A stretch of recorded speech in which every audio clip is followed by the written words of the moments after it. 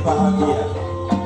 Inilah penampilan seniwati kami, Mbak Meti dari kota Surabaya.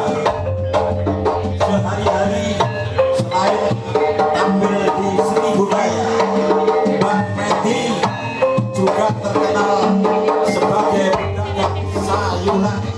Teman-teman selamat menyaksikan penampilan Mbak Meti.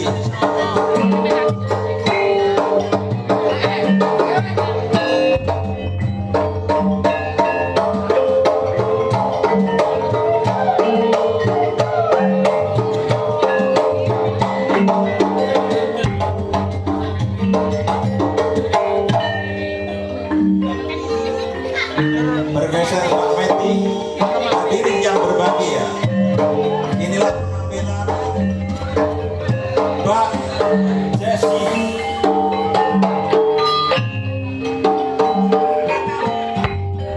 Mbak Jessi yang sehari-hari menggeluti bidang tarik suara ataupun seniwati. Dia juga terkenal sebagai tukang rias dan tata busana. Inilah penampilan Jessi.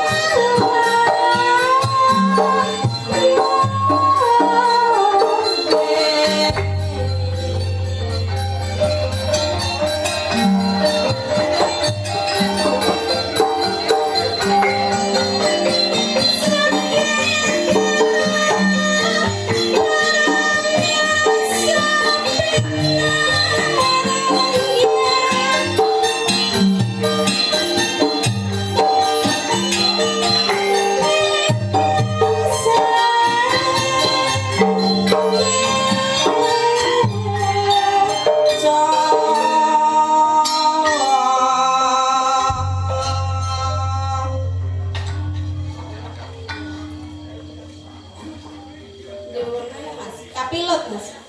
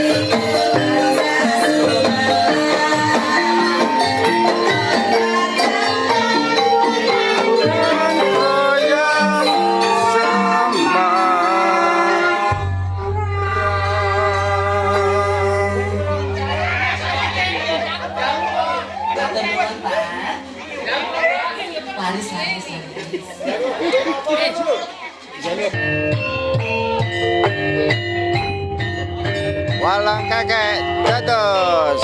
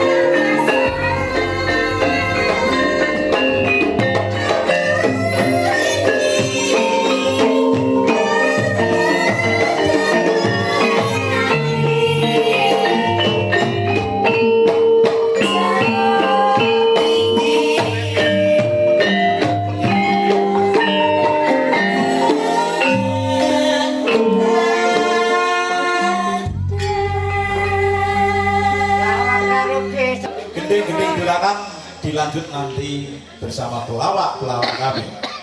Hadirin yang berbahagia, terimalah pelawak kami dari keluarga Ludruk Sinar Muda, Cak Kancil Wibisono.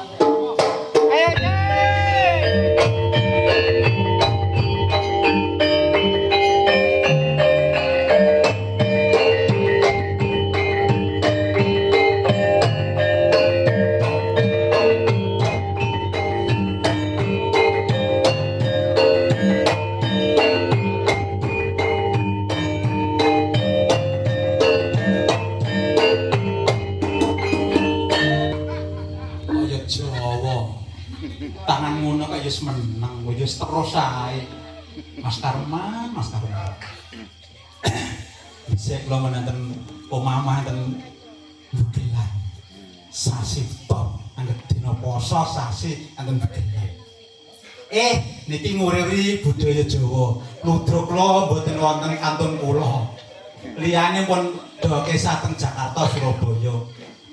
Ya idep-idep ngibur kanca-kanca waru bugelan. Apa iki? Ngetok kayu digawe kupok, masang ondo no stasiun.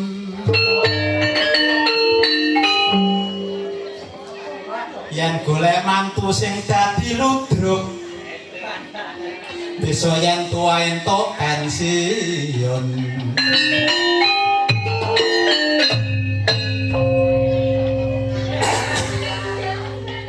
Ngonang ora guyonane Pak Dul.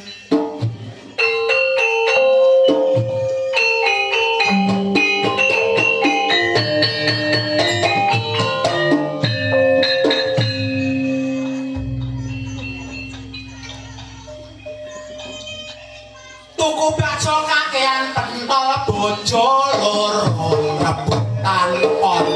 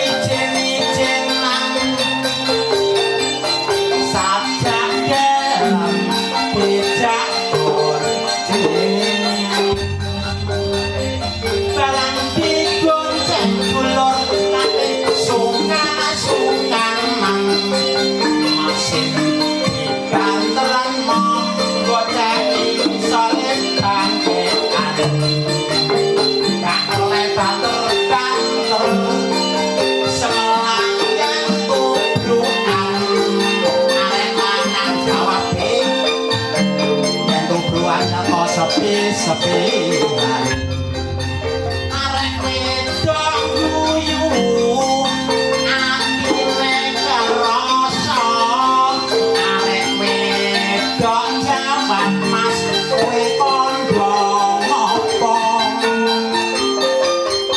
ora lutik kaya arek lanang-lanang iku yen kowe tak tubruk aku kok gendong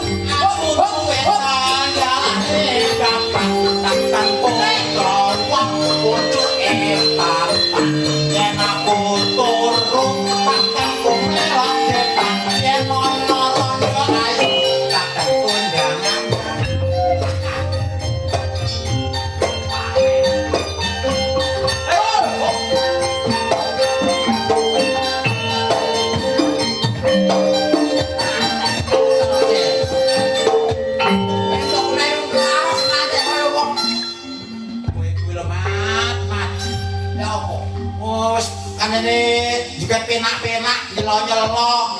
Apa iso gede-gede kowe? Gede iso. Gede berani iso. Kecil tenane. Tak coba. Ya. Saiki pomo gelang kalung iso. Gelang kalung. Heeh, kecil gelang kalung. Ayo. Gelang kalung. Kae kok? Ya, gelang kalung dhek sapa ya? Ya, ngono iki langsung ngono iki. Ayo, coba ayo. Gelang kalung dhek sapa? Gelang kalung dhek sapa? Gelang kalung dhek sapa? Gelang kalung kuwi dhek sapa? Gelang kalung tok. Gelang sak piro? Gelang kalung. Jarene gelang kalung. Lah iya. Gelang kalung kok gelang kalung tok. Gelang kalung dhek sapa? Gelang kalung dhek sapa? Gelang kalung dhek sapa? Ngelingake zamane semono. Gelang kalung dhek sapa? Gelang kalung kuwi wae sapa? Gelang kalung sing tak tampa. Lekasen ning kuwi. Gelang kalung sing tak tampa ngelingake jamane semono. Lah nek yo kabeh kudu diawani saka gelang kalung. Ora bicak ngene. Lah yo ngelek ora tau. Lah sapa ngarani aku bagus? Ora tau adus. Nyet. Yatin. Ora tau adus. Nyet. Ora tau. Layak atau bruwet-bruwet. Saiki bakal wis saiki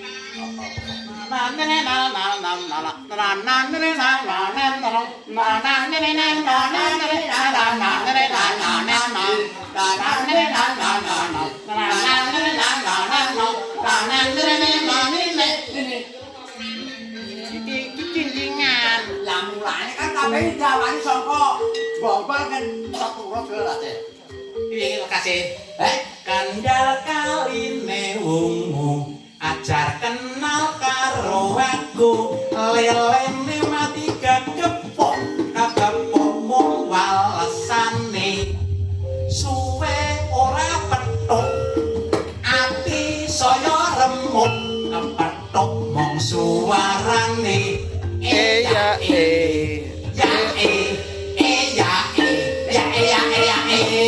jangkrik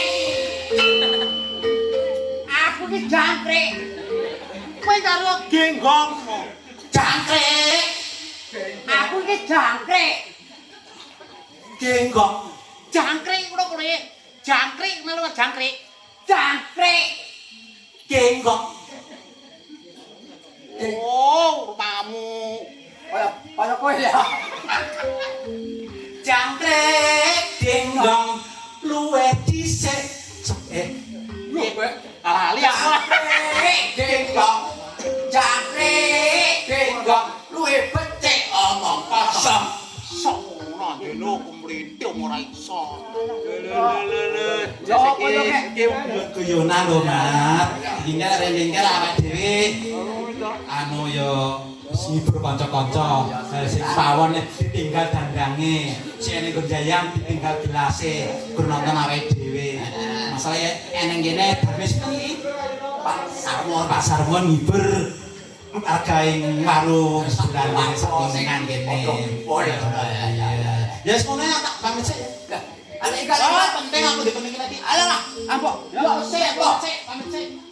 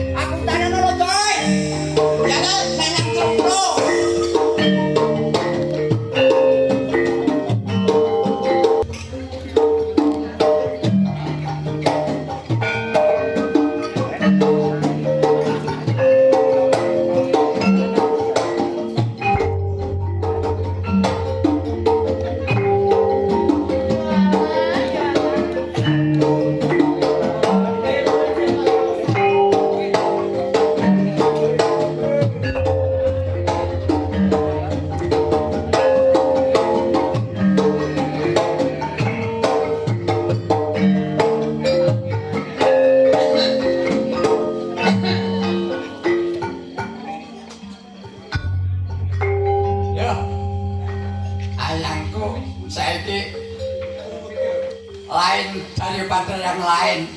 Kayaknya sekonyong kotor aja. Iya. Lagi aku saya was-was. Jebule ndek bojo montok ki ora. Ora anu ngrus ati. Tenang. Lho biasane menganggone iki ora ngono kok saiki. Iki ate kaya suwe-suwe apa nek kaya ang. Dewi ten, Mak. Iki aku nek tak omahku tak bengi doganku tak kaya kamu iki. Aku ku semelan nek. Nek bocah. Anu iki. Nang petek. Ikan ora nek ngantek. Lapak iki kok. Anu kok gadine. Buri.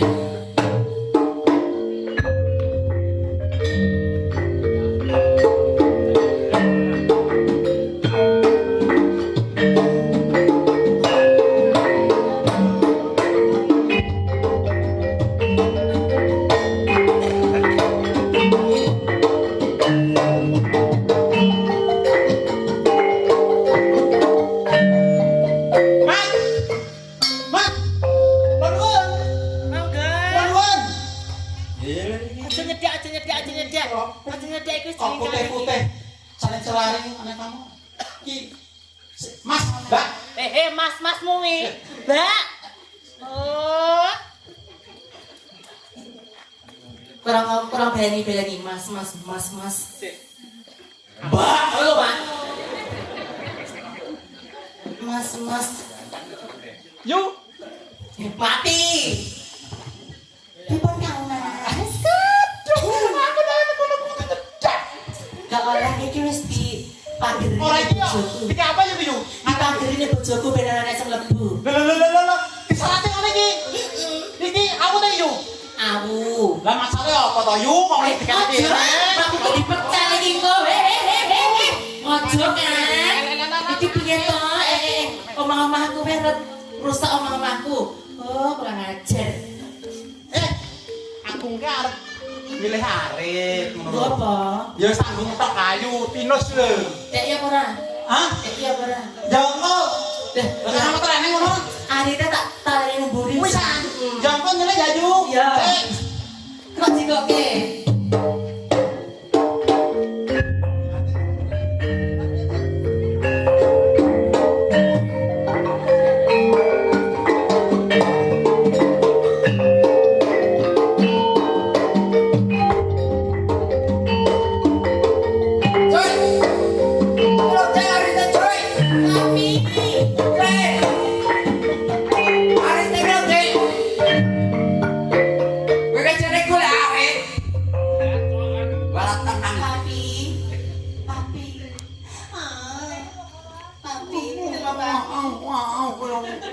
Ya kan manja piye to, Pi?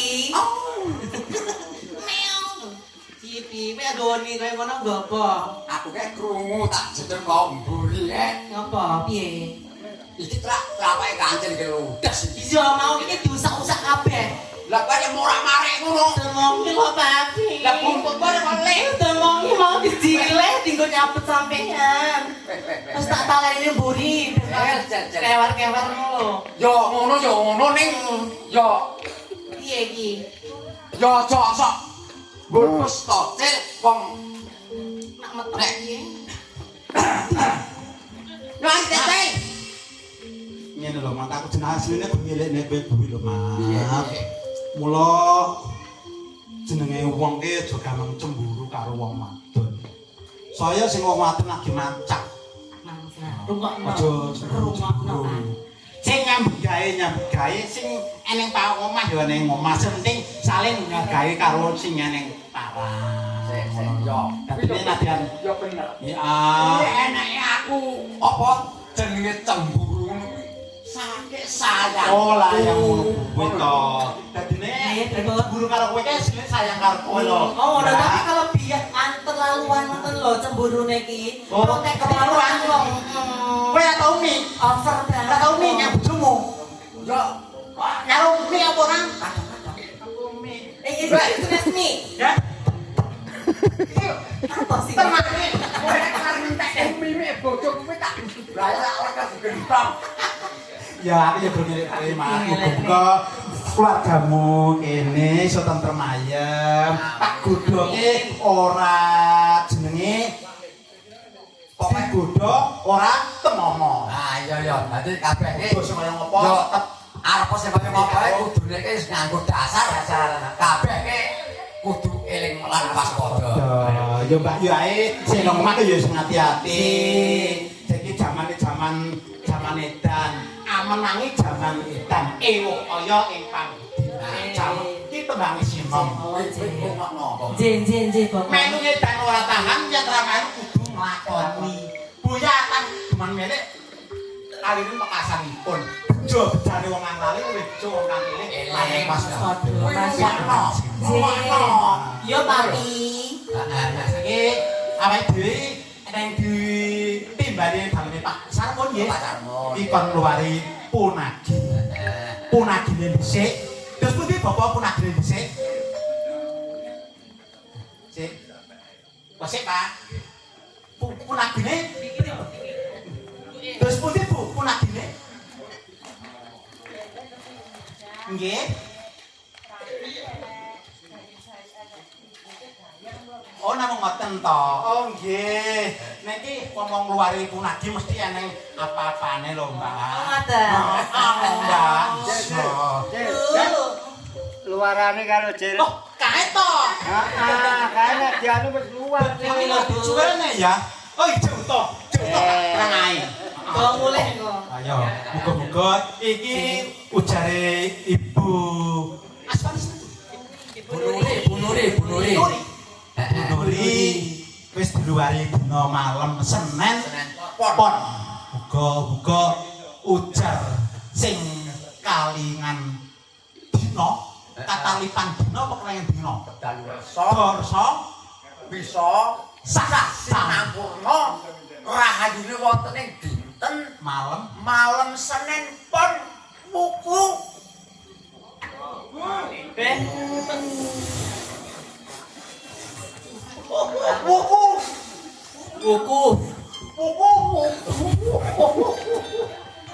Nggih mugi-mugi ujar kala wau wonten dewa kang utangane Allah kang makih sak sabara ing malam dinten Senin pon wulan Sareng.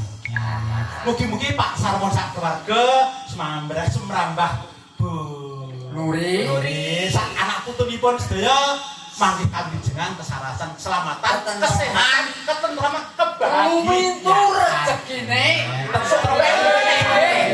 Amin. Ludra yang diundang ya.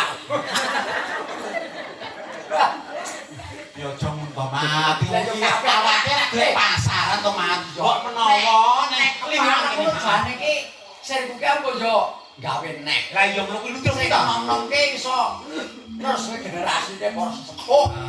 Dadi ora kepedhotan. Kebetulan ya, muga-muga keluarga mriki sak lajengipun manggih kawijengan keselamatan kesehatan Tentraman kabeh padha karek nemu subur makmure. Ya, iki sampe dhewe iki dicawisi gamelan komplit. Ini kon sinom yang Pak Dio. Wis Sinom sampeane sing anu sing suarane sing Wiwit. Joko Jesi. Joko si Desi. Jesi. oh Mbak Desita cantik sekali kamu Oh, makasih. Masya Allah. Jangan terlaluan. Nggak pripun. Ini aman. Sik.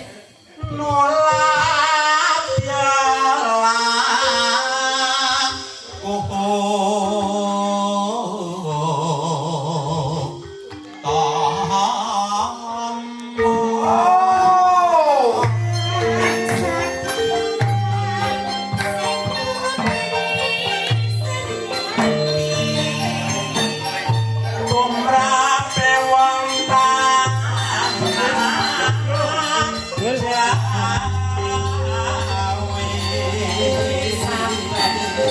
Mas Oke, matur suwun. Wong ngadok nyeksi.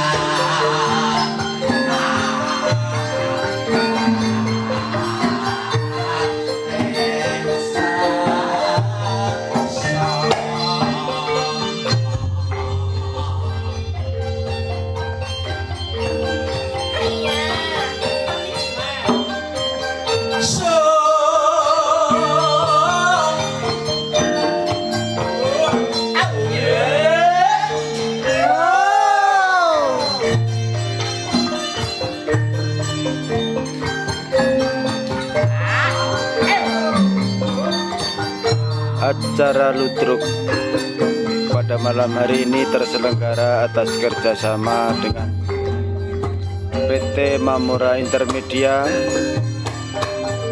perusahaan telekomunikasi internet service provider atau penyelenggara jasa internet.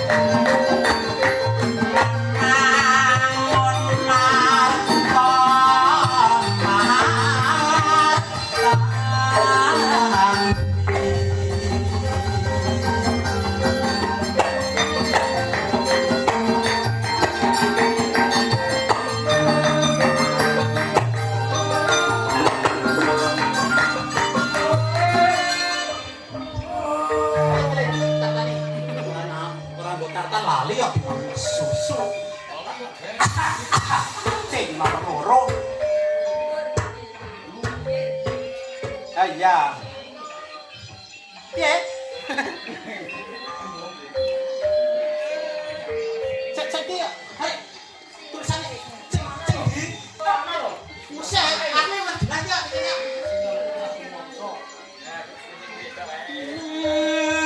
Mun nek sabar.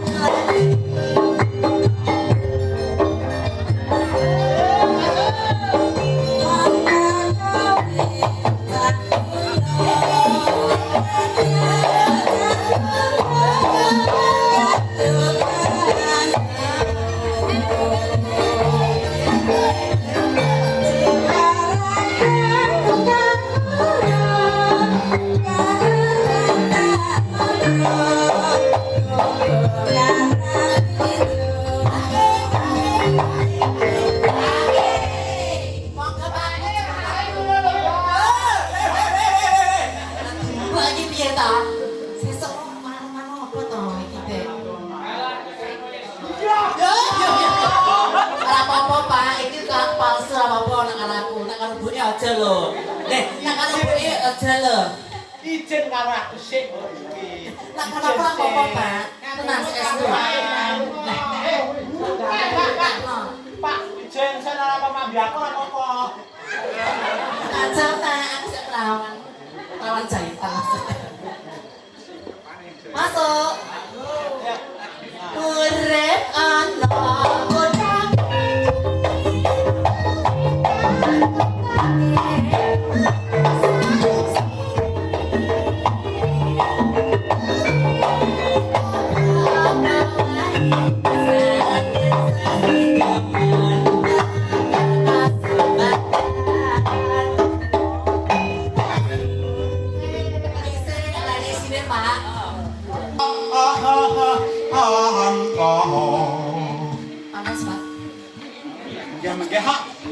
Halo semanis tur merati.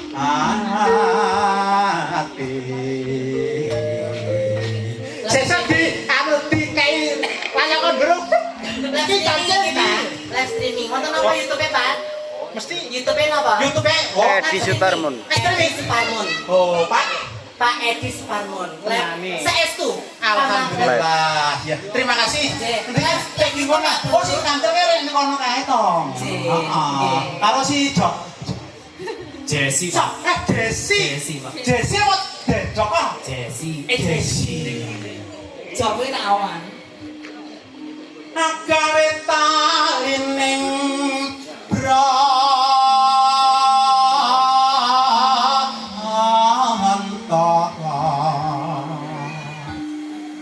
Golek si podang kuwone ipo bungae ngatiku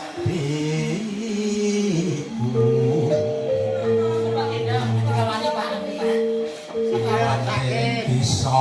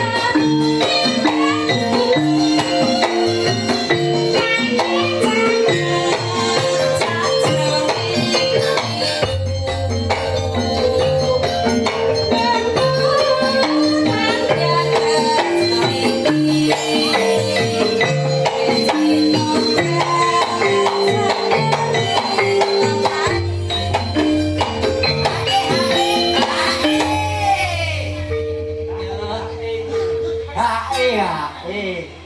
Hae, hae. Hae. Hai.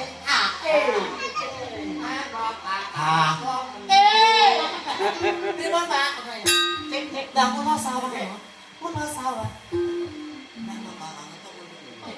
Mau kangkang gitu.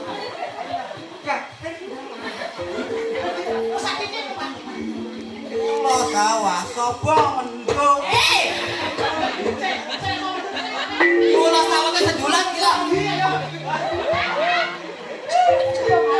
Udah mula sawah. Nek apa ngomah? Toh. Iso ngedeng iki lho. Boten. Nek pun Kang Res. Ora. Ndurok kowe. Kula apa? Bisa anakan. Kula sawah sapa mendung.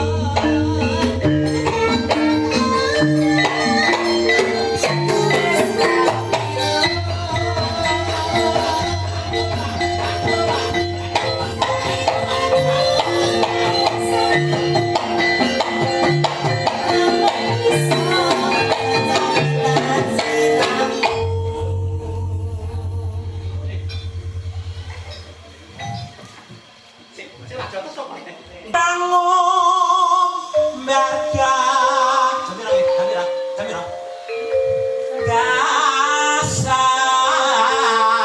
dasar golek isak nanging ngapi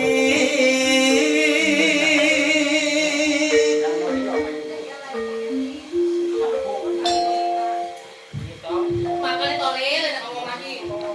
Yayo wani tamu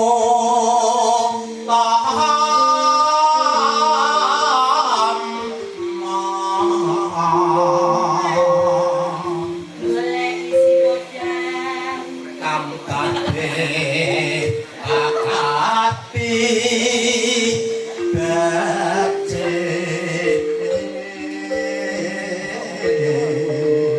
masih dua tengah kan Oh, ngoten nggih. Siap, siap. masih dua nyaran nah ya Ya siap. Terus tak sulit ya. Midada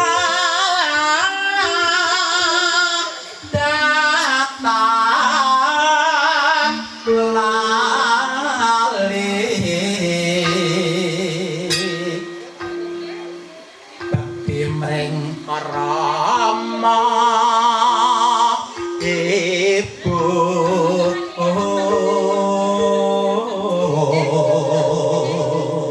Tuh, minum dulu tuh. mangkono kang sinabya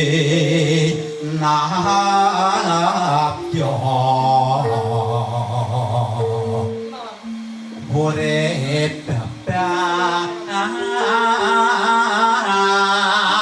rengan nagi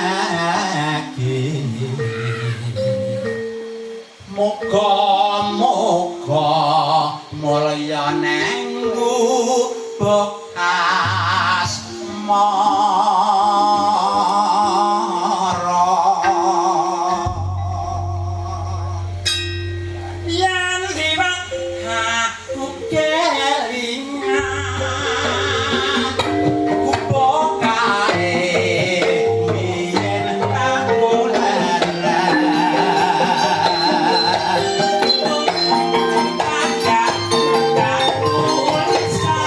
Thank you.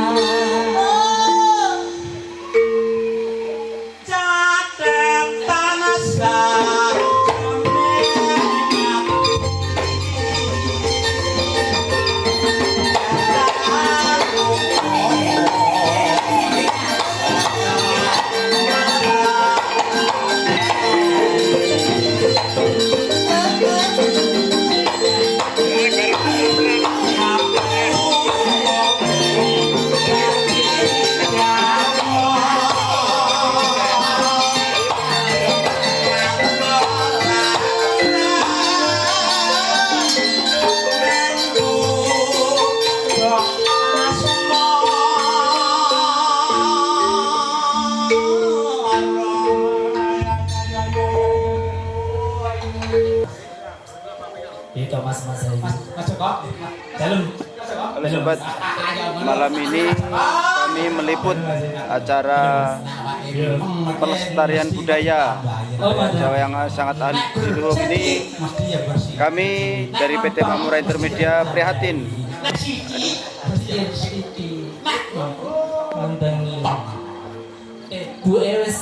karena kesenian ludruk saat ini hampir punah. Jadi kami turut prihatin melestarikan budaya yang sangat adiluhung ini, seni ludruk Sinar Muda dari Desa Ngroto,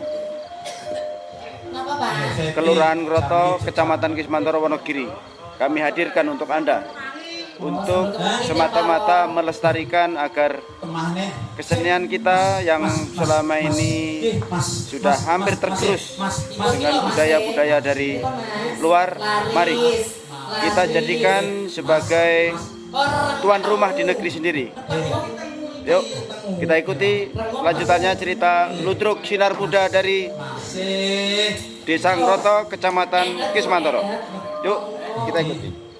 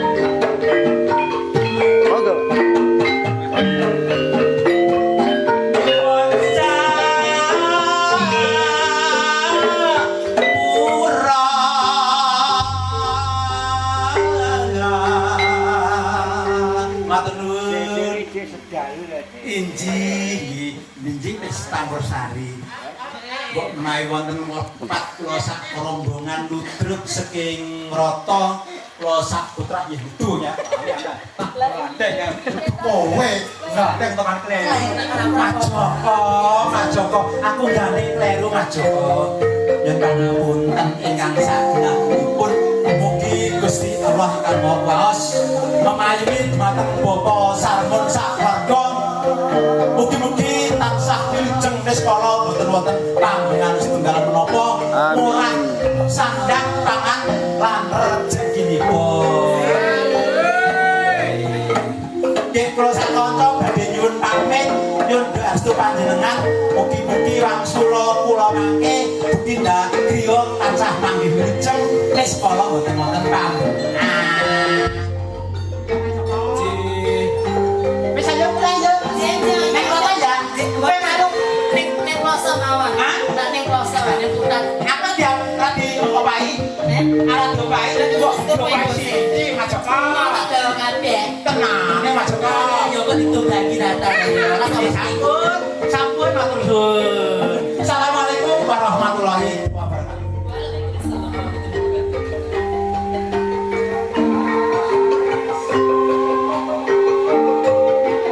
Sobat semua, terima kasih atas waktu dan kesempatan yang diberikan kepada kami menyaksikan pentas seni ludruk Sinar Muda dari Desa Ngroto, Kecamatan Kesmantoro, dalam rangka syukuran nikah Jeng Roro Intan dengan Raden Mas Suyoto.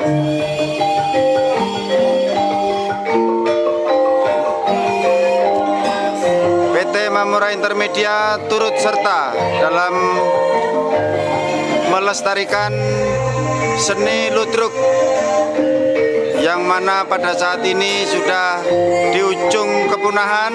Mari seni budaya kita jadikan di negeri sendiri sebagai tuan rumah. Pertahankan, jangan sampai tergerus oleh budaya asing yang terus-menerus menggerus. Kalau bukan kita, siapa lagi yang mempertahankan? Siapa lagi yang melestarikan? Dengan selesainya gending ini, berakhir sudah acara kita pada malam hari ini. Sampai jumpa di kecamatan yang berikutnya. Sampai jumpa. Akhirul kalam billahi taufiq wal hidayah. Saya Edi Sutarmo dari PT Mamura Intermedia mengucapkan selamat malam, sampai jumpa di masa yang akan datang. Wassalamualaikum warahmatullahi wabarakatuh. Salam budaya, salam budaya, salam budaya.